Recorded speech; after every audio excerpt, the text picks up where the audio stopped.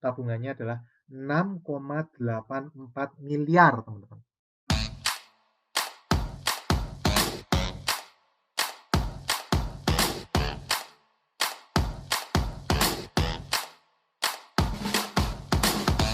Halo teman-teman, apa kabar? Saat new normal ini akan banyak sekali kesempatan-kesempatan, opportunity yang datang ke kita semua. Nah, kalau teman-teman mau mengambil kesempatan 10 tahun sekali, kejadian krisis ini kan 10 tahun sekali, kurang lebih ya. Nah, ini adalah waktu yang tepat untuk mengambil kesempatan itu. Nah, hari ini, video ini saya akan sharing, berbagi ke teman-teman pengalaman saya mengatur cash flow bagaimana. Kenapa kita perlu mengatur cash flow? Karena dalam kondisi seperti ini kita perlu banyak peluru. Mau beli ini, mau beli itu, investasi ini, investasi itu. Banyak tersedia investasi yang menarik-menarik. Tapi kalau kita salah mengatur cash flow, bisa bisa salah dan berbahaya sekali. Nah, ini adalah kesempatan istilahnya kalau peringkat sepak bola ini sedang dikotok-kotok itu ya. Yang atas bisa ke bawah, yang bawah bisa ke atas. Nah, ini kesempatan kalau kita ingin naik dengan cepat, ini adalah waktu yang tepat karena itu kita perlu mengatur cash flow dengan baik. Nah, untuk teman-teman yang sudah selama ini mengikuti video Pipo, saya terima kasih sekali. Dan bila teman-teman merasa bermanfaat, silahkan subscribe supaya setiap ada video-video baru teman-teman akan bisa mengikuti. Dan silahkan share video ini juga supaya bisa bermanfaat untuk semakin banyak orang. Ya. Nah, untuk teman-teman yang baru pertama kali mengikuti video ini, perkenalkan, nama saya Pipo Hargianto. Saya hobi membangun passive income. Passive income yang saya sukai adalah passive income yang eh, dari properti. Contohnya apa? Passive income itu kan sebenarnya intinya adalah eh, income yang kita dapat tanpa kita harus bekerja. Nah, kalau passive income property itu apa? Passive income property itu adalah properti yang bisa menghasilkan income yang tanpa kita perlu bekerja. Contoh, teman-teman, kita punya rumah yang disewakan. Nah, setelah kita sewakan, ternyata menghasilkan hasil yang bagus, sehingga kita tidak perlu bekerja, uang sewanya kita bisa dapat. Nah, itu yang saya maksud dengan passive income property, teman-teman. Nah, contoh lain adalah ruko. Ruko yang kita sewakan, kemudian bisa menghasilkan passive income. Nah, itu juga bagus kan untuk kita. Kemudian, kalau favorit saya adalah minimarket waralaba. Saya suka beli properti, kemudian di atasnya saya bangun minimarket waralaba. Minimarket waralabanya dikelola oleh franchisor, sehingga saya sebagai pemilik properti akan mendapatkan keuntungan atau passive income dari properti itu. Nah, itu favorit saya. Selain itu, saya juga ada hotel ultra budget, tapi dalam kondisi hari ini mungkin tidak terlalu bagus, teman-teman, karena sekarang bisnis pariwisata sedang berat, sehingga tidak terlalu bagus. Saya investasi properti ini sejak tahun 2008. Saat ini walaupun saya tinggal di Jakarta, tapi properti-properti saya ada juga yang di Sumatera, ada yang di Jawa, sebagian besar di Jabodetabek, tapi ada juga yang di Sulawesi. Dan ternyata mengelola properti yang tersebar-sebar itu tidak susah, teman-teman. Kenapa? Karena sudah ada franchisor yang mengelola properti saya, sehingga saya tidak pusing dalam mengelola properti-properti tersebut. Nah, sejak hari Senin kemarin, 8 Juni 2020, kita masuk masa yang baru, teman-teman. Yaitu yang disebut new normal. Ya kan, tadinya PSBB, sekarang new normal. Nah, saya berharap dan berdoa mudah-mudahan teman-teman tetap menjaga kesehatan semua. Semoga kita semua selalu sehat, keluarga kita selalu sehat, dan semua orang juga selalu sehat. Nah, tapi teman-teman, ini belum selesai loh. Ini new normal, ini bukan berarti virus sudah lewat. Belum, teman-teman. New normal ini pertimbangannya kalau saya lihat lebih ke arah faktor ekonomi, bukan faktor kesehatan. Sehingga teman-teman, tetap kita perlu selalu jaga kondisi tubuh, jaga kesehatan, patuhi protokol-protokol yang sudah ditentukan oleh pemerintah, jaga jarak, kemudian kurangi kerumunan-kerumunan dan selalu hidup sehat. Oke, itu mengenai new normal. Nah, tapi kita lihat teman-teman, dengan new normal ini maka ekonomi sudah mulai berjalan lagi, jalan sudah mulai macet, toko-toko sudah mulai buka, kantor-kantor sudah mulai buka, ekonomi kembali menggeliat.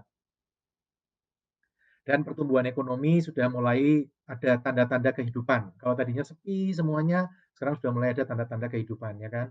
Nah, kalau ekonomi ini tumbuh, apa yang akan terjadi teman-teman? Perputaran uang akan kembali jalan, bisnis-bisnis jalan lagi, orang-orang akan dapat income, orang-orang akan spending, mengeluarkan pendapatannya untuk berbelanja, orang-orang juga akan mulai berinvestasi lagi, baik di properti, saham, ataupun instrumen-instrumen investasi lain, orang akan mulai kembali invest. Nah, ini adalah waktu yang tepat teman-teman untuk mulai berinvestasi. Apapun investasi favorit teman-teman. Kalau saya, kebetulan saya suka dengan investasi properti. Dan di masa COVID, krisis COVID ini, saya masih berinvestasi. Saya sudah investasi satu toko di Serang dan sekarang sedang proses penyelesaian transaksinya. Tapi ini disclaimer ya teman-teman, investasi teman-teman harus pelajari, tetap berhati-hati dalam berinvestasi, jangan sampai terjebak ke investasi bodong atau instrumen investasi-investasi yang spekulatif. Nah, supaya kita bisa berinvestasi, teman-teman, kita juga harus mengatur cash flow kita. Saran saya, sharing saya, pengalaman saya selama ini, satu, kita berusaha cari income tambahan Sabtu Minggu. Kenapa? Karena Sabtu Minggu biasa kita ke mall, jalan-jalan, ya kan? Nah, sekarang kan nggak bisa ke mall, nggak bisa jalan-jalan. Kita harus mengurangi, jangan sampai kita ke arah kerumunan, ya kan? Mall kan termasuk yang kita coba hindari karena kerumunan ya. Kecuali mallnya sepi nggak ada orang. Tapi kalau mallnya sepi nggak ada orang, ngapain kita ke sana juga ya kan? Kalau mallnya penuh rame gitu kan, menurut saya kurang tepat dalam kondisi hari ini kita ke sana. Nah, lebih baik kita di rumah, kemudian kita mencari income tambahan.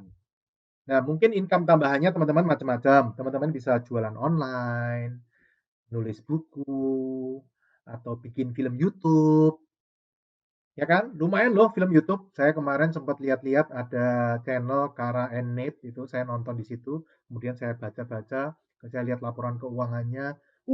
Ternyata income-nya dos. Dia dapat kira-kira $50.000 per 3 bulan. $50.000 kalau dolar dihitung 14.000 lah ya. Berarti dia dapat 700 juta 3 bulan. Ya, sebulan 230 juta kayaknya lezat ya. Jangan-jangan nanti akhirnya jadi teman-teman jadi YouTuber, income-nya lebih besar daripada income sebelumnya. Tapi teman-teman maksud saya coba mulai Sabtu Minggu daripada nganggur-nganggur, teman-teman cari income tambahan yang bisa dikerjakan di Sabtu Minggu tanpa mengganggu hari kerja Senin sampai Jumat. Senin sampai Jumat tetap kita fokus ke pekerjaan kita, jangan sampai diganggu gugat. Tapi Sabtu Minggu daripada nganggur-nganggur di rumah, tidur-tidur di rumah, pekerjaan-pekerjaan yang tidak bermanfaat, lebih baik kita coba cari income tambahan. Banyak kesempatan yang ada sekarang. Jualan online, mungkin teman-teman bisa dropshipper atau apa ya kan. Saya nggak tahu teman-teman mungkin yang jago di sana mungkin lebih ngerti daripada saya. Kalau teman-teman bingung, teman-teman juga bisa nyariin lokasi buat saya. Sabtu Minggu teman-teman teleponin tuh iklan-iklan yang di koran, di Rumah 123, di Kompas, di ya, rumah dijual, website-website itu teman-teman cari properti, tanah kosong boleh, rumah tua juga boleh, ruko juga boleh. Tapi kalau ruko minimal 2 ya, kalau tanah 200-300 meter. Nah, teman-teman telepon, kalau cocok untuk Indomaret atau dibikin Indomaret, biasanya kalau yang disebut cocok itu satu, selain luas 200 sampai 300 meter atau 2 ruko, itu kedua adalah lingkar 1 kilo saya tidak mau ada minimarket. Itu kalau di tengah kota ya, di Jakarta ya, di kota-kota. Tapi kalau di daerah, di kota-kota kecil atau desa, tepatnya kecamatan gitu, kota kecamatan, ya mungkin teman-teman perlu lingkar yang lebih luas, ya kan? Mungkin 3-4 kilo tidak ada minimarket lain. Nah, kalau ada properti-properti seperti itu dan harganya miring, harganya bagus, daerahnya izinnya masih bisa diurus, daerah situ perizinan Indomaretnya masih bisa diurus, nah teman-teman boleh info saya, gitu. Sabtu Minggu daripada nganggur-nganggur, teman-teman telepon, ya habis pulsa berapalah, kayaknya paket juga 20.000 sebulan juga sudah banyak ya kan. Nah kalau ada yang bagus, boleh diinfo ke saya, nanti saya ada komisi khusus buat teman-teman. Ya, jadi pekerjaan banyak. Tapi yang penting jangan di tengah hutan loh ya teman-teman, di tengah hutan atau di tengah kuburan jangan loh. Nggak ada customernya ya kan. Cari yang daerah yang padat penduduk. Ya, kalau tengah kota 1 kilo, kalau luar kota ya 3-4 kilo lah. Oke. Nah, kedua teman-teman, kalau teman-teman tidak bisa nambah income, ya minimal Sabtu Minggu akhir pekan jangan santai-santai atau tidur. Tetap belajar sesuatu. Apapun itu teman-teman yang bagus untuk teman-teman, belajar aja. Saya sendiri sekarang juga sedang belajar, Sabtu Minggu belajar bikin YouTube, ya kan? Belajar baca-baca laporan keuangan perusahaan-perusahaan TBK, terutama yang di bidang finance, di bidang leasing. Kenapa? Karena saya dulu tahun 97 sampai tahun 2001 bekerja di perusahaan leasing, perusahaan finance, perusahaan kredit, sehingga saya membaca laporan keuangan saya lebih mudah bagi saya untuk membaca laporan keuangan perusahaan-perusahaan tersebut. Ya, nah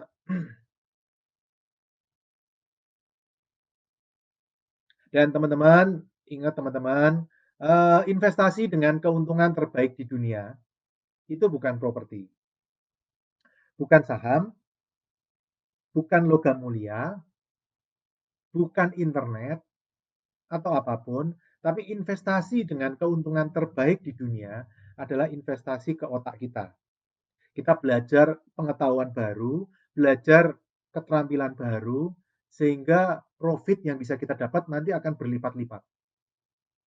Contoh, tahun 2008 sampai 2011 waktu saya bangkrut, saya ikut seminar dari seminar ke seminar, semua seminar saya ikutin. Ya, ada seminar marketing, seminar properti, seminar motivasi, seminar finance, seminar hipnoterapi, seminar menghafal cepat, membaca cepat, jalan di atas api sampai kakinya kebakar-kebakar kayak gitu, semua seminar saya ikutin teman-teman. Tahun 2008 sampai 2011. Sampai hari ini saya juga masih ikutin sih. Beberapa seminar saya masih tetap ikutin rajin. Nah, 2008 sampai 2011 itu setiap saya punya uang ikut seminar, punya uang ikut seminar, punya uang ikut seminar. Total waktu itu selama 3 tahun saya habis 100 juta. Nilai yang sangat besar saat itu untuk orang yang bangkrut seperti saya. Tapi saya menyesal nggak ikut seminar-seminar itu? Tidak, teman-teman. Karena hari ini income saya lebih daripada uang seminar-seminar yang saya keluarkan. Bahkan income-nya itu tidak hanya sekali atau setahun, tapi bisa setiap bulan. Dan aset saya pun berlipat-lipat nilainya dari uang seminar itu. Makanya saya termasuk orang yang selalu ngomong, menurut saya investasi terbaik yang pernah saya lakukan, itu bukan properti, bukan minimarket, atau bukan kos harian. Tapi yang terbaik adalah belajar. Ketika saya belajar sesuatu, saya bisa mempraktekkan ilmu itu, keterampilan itu, hasilnya bisa berlipat-lipat bagi saya. Dan terus-menerus loh teman-teman. Jadi menurut saya adalah investasi terbaik adalah otak dan keterampilan. Ya. Nah, sampai hari ini saya tetap belajar teman-teman. Sekarang tapi saya lebih fokus, saya belajarnya hanya khusus properti dan keuangan. Saya fokusnya di situ. Ya, kalau yang di luar-luar itu saya sudah mulai mengurangi. Kenapa? Karena saya sudah tahu apa yang saya butuhkan sehingga saya fokus di situ. Ya, kalau terlalu melebar, menurut saya malah jadinya tidak ngerti, cuma ngerti dikit-dikit ini. Tapi kalau saya lebih suka satu tapi fokus mendalami. Tapi nggak apa-apa teman-teman. Teman-teman belajar itu bagus. Nah, hal yang ketiga adalah pastikan kita selalu menabung, teman-teman. Minimal 10% dari income kita harus kita tabung. Berapapun income-nya, mau UMR atau 100 juta sebulan atau 1 miliar sebulan, 10% tetap harus ditabung. Semakin besar dari 10% semakin bagus, tapi minimal 10% teman-teman. Dan pastikan menabung itu selalu di depan teman-teman. Jadi sewaktu gajian, waktu terima uang langsung ditabung 10%-nya. Baru sisanya dipakai. Kenapa? Kalau menabung dengan cara nanti sisanya berapa baru saya tabung, percaya saya teman-teman, habis berapapun habis, nggak pernah ada sisa. Karena itu teman-teman, menabung itu harus di depan, tabung dulu, baru sisanya dipakai. Nanti kalau sisa lagi, baru ditabung lagi, ditambahkan. Ya, prinsip kerja menabung seperti itu. Saya juga pernah ngobrol-ngobrol dengan debt collector, tukang tagih, ya kan. Terus ngobrol-ngobrol, saya tanya, rata-rata yang ditagih orang-orang seperti apa sih? Ternyata mereka bilang, "Oh, macam-macam loh, Pak. Ada yang income-nya kecil, ada yang income-nya sedang, ada yang income-nya besar, Pak. Bahkan saya pernah nagih, Pak, direktur, Pak. Gajinya 100 juta sebulan, kita datengin, debt collector-nya datengin dia. Maksudnya apa, teman-teman? Walaupun income sudah besar, orang tidak akan pernah cukup. Menabung itu bukan masalah income. Menabung adalah masalah disiplin, teman-teman. Ya kan? Waktu contoh nih, waktu UMR, gaji UMR makanya warteg pinggir jalan. Begitu naik gajinya, makanya nggak mau di UMR, nggak mau di warteg lagi, makanya di restoran. Atau tadinya waktu UMR naiknya angkutan umum. Begitu naik jadi supervisor, naiknya motor, kredit lagi. Kemudian naik jadi manajer, beli mobil, kredit lagi. Sehingga tidak akan pernah bisa menabung, teman-teman. Income berapapun tidak akan pernah cukup. Makanya sebaiknya menabung di depan minimal 10%. Kalau bisa lebih bagus, teman-teman. Dan rutin. Saya pernah ngitung, teman-teman, kalau orang menabung gajinya UMR loh, teman-teman. Kemudian menabung, pokoknya setiap gajian tabung 10%-nya, income-nya UMR aja terus, teman-teman. Ya, kasihan banget ya kan, income UMR terus. Anggap aja gitu dah. Ternyata kalau dia kerja mulai 23 tahun, umur 23 dan pensiun umur 65, kalau dia stabil nabung 10% aja terus, ya tentu tabungnya di bank ya teman-teman, sehingga ada bunganya, bukan tabung di celengan. Kalau celengan ntar malah hilang, malah repot ya kan. Nabung di bank, deposito, nggak usah muluk-muluk 4%. 4% sekarang deposito mungkin lebih ya, bisa 4,5, 5,75, mungkin 6,25, bahkan teman-teman kalau di BPR bisa sampai 8, sekian. Kembali ke tadi, pekerja tadi gajinya UMR, tapi dia dari umur 23 sampai umur 65, nabung 10% aja terus, nggak nambah loh teman-teman, 10% dari income-nya tabung terus. Ternyata waktu pensiun, umur 65, tabungannya berapa? 100 juta, 500 juta, 1 miliar? Enggak, teman-teman. Tabungannya adalah 6,84 miliar, teman-teman. Ya, 6,84 miliar loh, teman-teman. Hanya dengan menabung 10% dari income, kita nggak memperhitungkan kenaikan income dia. Kita nggak memperhitungkan ilmunya dia investasi. Cukup pokoknya gaji UMR nabung aja 10%. Ketika umur 65, tabungannya 6,84 miliar. Luar biasa kan? Ya, apalagi kalau dia kerja karena nabung, kerjanya serius, fokus, setiap hari fokus ke pekerjaannya, nggak usah aneh-aneh, nggak usah nyambi jualan ini, jualan itu, akhirnya malah nggak fokus. Fokus ada ke pekerjaannya, berbuat yang terbaik untuk perusahaannya, sehingga dia pelan-pelan naik jadi supervisor, naik jadi manajer, suatu hari mungkin menjadi direktur, kan income-nya naik teman-teman, nggak mungkin direktur gajinya UMR kan, ya nggak mungkin ya. Nah, maka tabungannya dia semakin besar. Dan plus selain dia menjadi direktur, dia juga belajar investasi, investasi apapun, mau saham, properti, passive income properti, sehingga dia tidak hanya mendapatkan 4% setiap tahun dari tabungannya, tapi dia bisa investasikan kembali dengan aman ya teman-teman, ingat dengan aman. Nah, kemudian dia naikin tabungannya. Oh, kalau UMR 10% ya waktu jadi supervisor ya nabungnya jangan 10 lah, 11%, 12%. Setiap tahun dinaikin aja 10%, tahun berikutnya 11%, tahun berikutnya 12%, tahun berikutnya 13%. Terus setiap tahun naik terus tabungannya 1%, 1%, 1% aja terus, ya. Maka ketika dia pensiun, uangnya luar biasa banyak sekali, teman-teman. Perhitungan saya sekitar 300 miliar, teman-teman. Jadi teman-teman, nggak perlu mikir yang aneh-aneh. Kalau pendapat saya, tabung, invest yang benar, invest juga cari yang aman, teman-teman. Tidak perlu cari yang profit gede. Investasi itu yang penting aman. Profit nomor dua. Kenapa teman-teman? Kalau profit nomor satu, kita lupa masalah keamanan. Begitu kita masuk ke hal-hal yang spekulatif, uangnya bablas.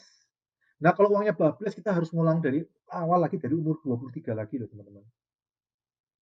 Sementara kalau profitnya kecil, tapi induknya masih tetap ada, kalau nggak profit tinggal dipindahin ke instrumen yang lain, ya kan? Tapi induk investasinya tetap ada, pokoknya tetap ada.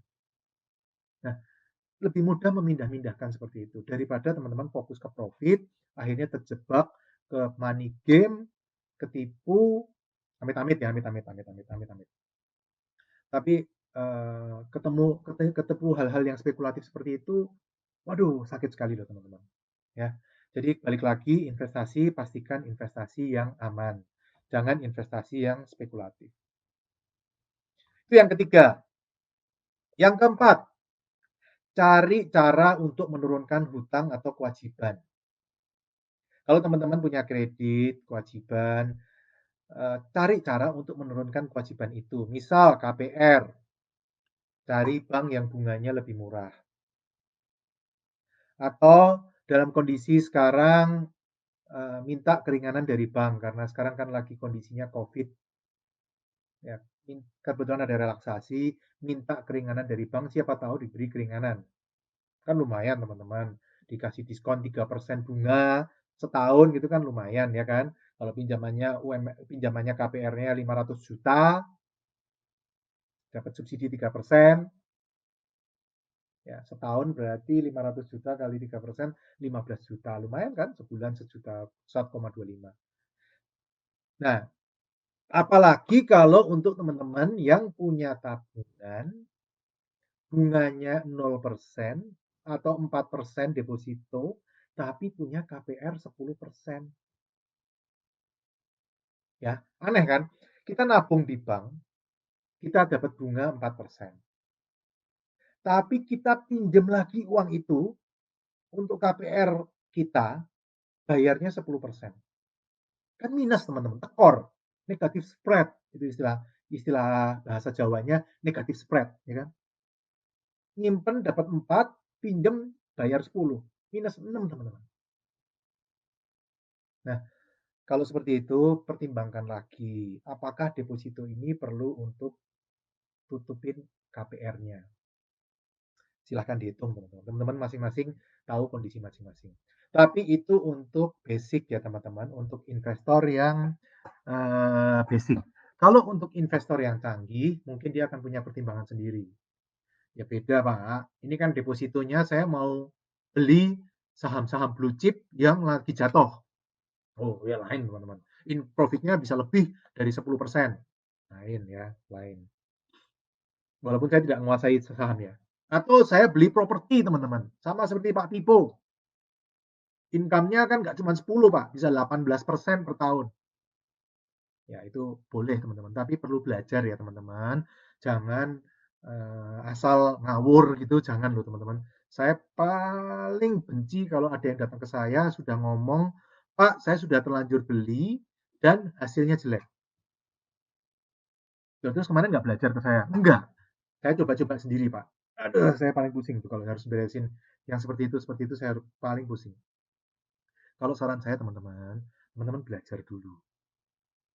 Belajar dulu, kalau sudah belajar menguasai, baru loncat ke kolam renangnya. Di pinggirnya belajar berenang dulu, teorinya berenang gimana, baru nyemplung. Nyemplung juga yang dangkal dulu teman-teman, yang kecil-kecil dulu, invest yang kecil-kecil dulu. Jangan langsung nyemplung ke kolam 5 meter, apalagi ke sungai yang arusnya deras teman-teman. Wah itu berbahaya sekali. Saya paling terenyuh kalau ngelihat, aduh ini gimana cara nyelesainnya, yang kayak gini. Pasti effort-nya besar sekali dan cost-nya besar sekali, biayanya mahal sekali, ya. Nah, ini adalah jangan lupa cara untuk menurunkan, hutang atau kewajiban. Saya sendiri juga melakukan ini, saya restruktur kredit-kredit saya, hutang-hutang saya, KPR-KPR saya restruktur. Sejak Maret sudah saya restruktur, dari bulan Maret dari 12 bank, 10 bank sudah selesai restruktur. Tinggal 2 bank lagi yang masih proses, nggak apa-apa teman-teman.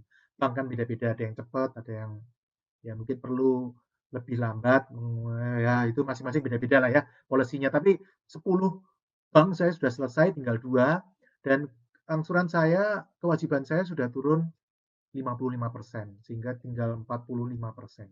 Nah, kalau 2 ini nanti saya bisa beres lagi, target saya bisa sampai 40%. Membantu sekali, sangat membantu sekali, cash flow-nya sangat enak sekali. Nah, seperti teman-teman ketahui, bisnis saya untuk hotel ultra budget kan berat. Tadinya okupansi 90%, 80%, sekarang nol. Nah, itu berat sekali.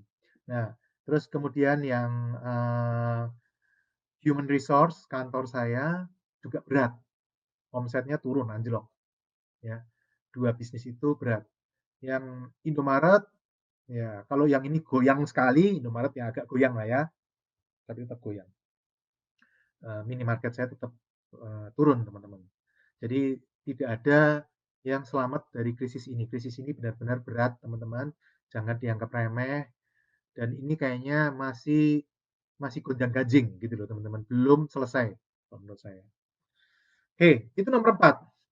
Balik lagi, nomor 4 tadi kurangi kewajiban atau eh, hutang-hutang dikurangi. Nomor 5, kurangi pengeluaran-pengeluaran yang tidak perlu. Bulan lalu, waktu krisis COVID lagi rame-ramenya, lagi mencekam-mencekamnya, istri saya pengen beli robot robot untuk sapu bisa nyapu yang bisa nyapu lantai gitu, bisa ngepel gitu kan. Terus, tapi tiba-tiba anak saya yang kecil bilang, "Mami, jangan beli itu, kita mesti saving. Selama 2 tahun ini kita mesti saving, kurangi pengeluaran-pengeluaran yang tidak perlu." Wah, luar biasa. Saya senang sekali anak saya bisa ngomong seperti itu. Saya luar biasa sekali, senang sekali. Ternyata anak saya lihat di YouTube channelnya Next Daily. Dia di sana dikasih tahu bahwa selama 2 tahun ini harus mengurangi pengeluaran-pengeluaran yang tidak perlu. Nah, teman-teman, ayo kita sekarang kurangi pengeluaran-pengeluaran yang tidak perlu selama masa krisis ini, masa new normal ini. Uangnya, kelebihannya mending diinvestasikan. Ini kesempatan. Keretanya lewat 10 tahun sekali.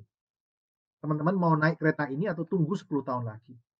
Amit-amit ya, jangan-jangan, mudah-mudahan 10 tahun lagi tidak ada krisis. Tapi kalau kita ngelihat 97, 2008, 2020, kok kayaknya setiap 10 tahun ada kereta lewat ini keretanya teman-teman. Nah, keretanya sedang lewat, teman-teman mau naik atau enggak?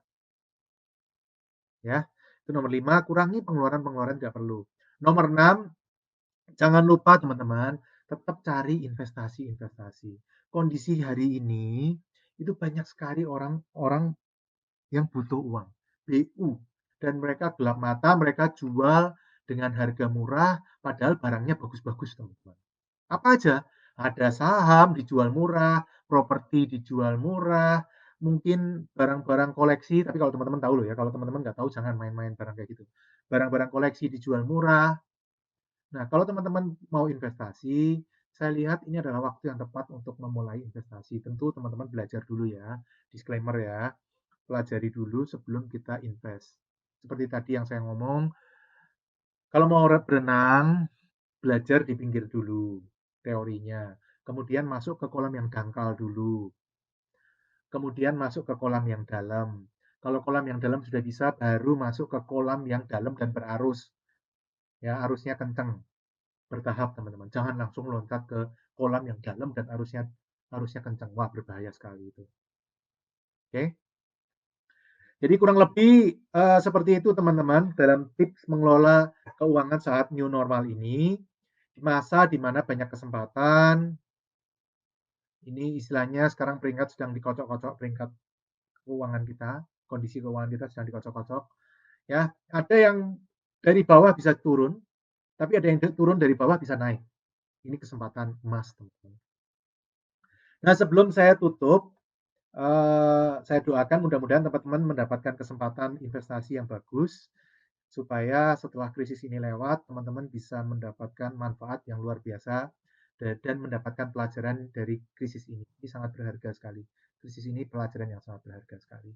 Dan mudah-mudahan teman-teman bisa memanfaatkannya dengan sebaik-baiknya. Ya. Nah, kemudian saya juga kasih info, saya sudah tidak mengadakan seminar. Seminar offline saya sudah tidak ada. Saya sudah pensiun untuk seminar. Saya hanya menyediakan seminar online. Kalau teman-teman mau ikut, senilai 150.000. Nah, tapi teman-teman berita baiknya, teman-teman juga bisa belajar seminar online untuk membangun investasi dan passive income melalui properti ini. Selain bayar 150.000, teman-teman juga bisa dapatkan gratis dengan cara teman-teman membeli buku bisnis waralaba Indomaret ini. Teman-teman bisa dapat di Gramedia atau Tokopedia atau Shopee atau hubungi Mbak Indah di nomor nanti yang akan saya sebutkan. Ya. Nah, selain itu, teman-teman, kalau teman-teman pengen serius, tidak hanya buku, tapi tidak hanya seminar, tapi pengen belajar workshop, saya siapkan untuk teman-teman yang pengen belajar workshop kira-kira 8 sampai 9 jam. Isinya tentang investasi minimarket waralaba, terutama Indomaret ya, karena saya sebagian Indomaret. Saya punya yang merek kompetitornya, tapi kebanyakan punya saya 80% Indomaret. Jadi saya akan banyak ngomong tentang Indomaret. Nah, nanti saya ajarin caranya atau saya sharingkan pengalaman saya, caranya baca laporan keuangan gimana, cara cari toko take over yang bagus seperti apa. Indomaret kalau teman-teman mau mulai itu ada dua. Indomaret Takeover, beli jadi, atau mulai dari nol, Indomaret Grand Opening atau New Store. Nah, masing-masing punya ilmu sendiri-sendiri. Nah, kalau yang takeover, nanti saya ajarin caranya milih toko yang bagus seperti apa. Kalau grand opening, nanti saya ajarin caranya milih lokasi seperti apa. Pengalaman saya, hasilnya, kalau beli yang seperti ini, hasilnya seperti ini. Kalau beli yang seperti ini, hasilnya seperti ini. Nanti saya ajarin juga tax planning-nya gimana. Cara bikin CV atau PT mana yang lebih menguntungkan seperti apa. Nanti saya juga ajarin. Kemudian caranya kalau tokonya bermasalah, kita harus nanganinya seperti apa. Ada 52 cara toko supaya profitnya lebih bagus. Nanti saya sharingkan juga ke teman-teman. Jadi pengalaman-pengalaman saya selama 10 tahun ini bisa saya sharingkan ke teman-teman. Saya berharap pengalaman saya mengelola 30 minimarket ini bisa bermanfaat bagi teman-teman daripada teman-teman harus mengalami hal-hal tidak mengenakan seperti saya. Saya lebih senang teman-teman lebih cepat, proses belajarnya lebih cepat, ya kan? Belajar dari kesalahan sendiri itu pinter, teman-teman, smart. Tapi belajar dari kesalahan orang lain itu tidak hanya pintar tapi wise, bijaksana. Ya, cukup saya aja yang pernah ngalamin masalah-masalah itu, teman-teman. Saya berharap dengan teman-teman belajar di workshop ini, teman-teman ini tidak kecemplung hal-hal yang saya pernah salah lakukan. Oke, nanti saya juga ajarin juga cara cari pembiayaannya karena saya 100% pembiayaan dari bukan dari saya, pakai uang orang lain. Saya tidak pakai modal, modal saya nol karena 2008 waktu saya pertama investasi properti, saya tidak punya apa-apa, saya bangkrut. Tapi saya bisa mulai dan ternyata hari ini hasilnya luar biasa sekali. Makanya itu yang saya selalu sharekan ke teman-teman dan saya termasuk orang yang tidak bisa terima kalau ada orang yang ngomong, Pak, saya kan nggak punya modal, Pak. Sama 2008 saya juga nggak punya modal, teman-teman. Modal kita satu, teman-teman. Kemauan, belajar, cari guru mentor yang tepat, kemudian kita berusaha, teman-teman. Ngotot, cari satu-satu, nanti akhirnya akan ketemu. Butuh waktu, teman-teman. Saya tidak ngomong bahwa langsung kaya raya, tidak, teman-teman. 2008 saya mulai, saya baru mulai enak itu setelah Indomaret saya ada 5, teman-teman. Itu tahun 2011. Jadi saya 2009 beli 1, 2010 beli 2, 2011 beli 4, 2012 beli 4. Nah, ketika 2011 baru saya mulai enak. teman-teman coba mulai. Kalau saya butuh 3 tahun, saya berharap mungkin teman-teman lebih cepat ya kan, setahun atau 1,5 tahun bisa finish lebih cepat daripada saya. Nah, untuk teman-teman yang ingin mengikuti workshop ini, tempat terbatas teman-teman karena hotelnya sekarang kapasitasnya setengah, karena protokol kesehatan sekarang kan mengurangi tempat, jadi cuma bisa 50%. Nanti teman-teman segera daftar, bisa daftar ke Ibu Indah, nomornya 0896 6684 1718. Teman-teman bisa telepon atau WA di Ibu Indah. Oke teman-teman, sebagai penutup silakan teman-teman juga boleh komen topik-topik apa yang ingin dibahas di video-video berikutnya. Supaya saya dapat gambaran teman-teman pengennya ngobrolin apa, kita diskusi apa, supaya ngobrolnya nyambung, bermanfaat untuk teman-teman. Oke, teman-teman, terima kasih sudah mengikuti video ini sampai selesai. Tapi sebelumnya saya baca dulu komen kalau ada yang komen-komennya. Sorry, saya lupa. Halo Pak Aki, apa kabar Pak Aki? Selamat malam juga Pak Yoga. Pak, Indomaret habis kontrak sewa dulunya TO, ternyata biaya sewa lebih besar dari income Indomaret. Gimana cara ngatasinya? Kalau di grup saya sudah saya ajarin Pak. Pak Grace, apa kabar Pak? Wah ini pertanyaan bagus Pak, gimana caranya tahu investasi itu bodong? Saya gambarannya ya Pak ya. Investasi bodong itu namanya ada beberapa Pak. Teorinya ada beberapa. Kita pakai ini untuk webinar berikutnya ya, karena ini panjang Pak. Nanti saya jelasin 15 menit, nanti kepanjangan ya. Topik berikutnya kita ketemu ngomongin investasi bodong dari Pak Kris ini ya. Investasi banyak yang legal seperti ini, tapi ternyata bodong. Ya Pak, nanti kita bahas di ini. Pak Agus hadir dari Korsel, luar biasa Pak, Korea. Saya pernah ke sana, saya senang sekali. Makanannya enak-enak Pak. Tempat wisatanya enak-enak, orangnya cantik-cantik ya, luar biasa. Pak Miswanto hadir, terima kasih. Pak Roy, terima kasih Pak Roy, bos besar nih hadir nih. Pak Winarto, terima kasih, selamat malam. Oke teman-teman, terima kasih. Saya doakan teman-teman sukses semua. Saya doakan teman-teman investasinya berkembang luar biasa. Saya doakan teman-teman semua selalu sehat, baik teman-teman maupun keluarganya semua sehat. Dan kita selalu bangun pasif income melalui properti.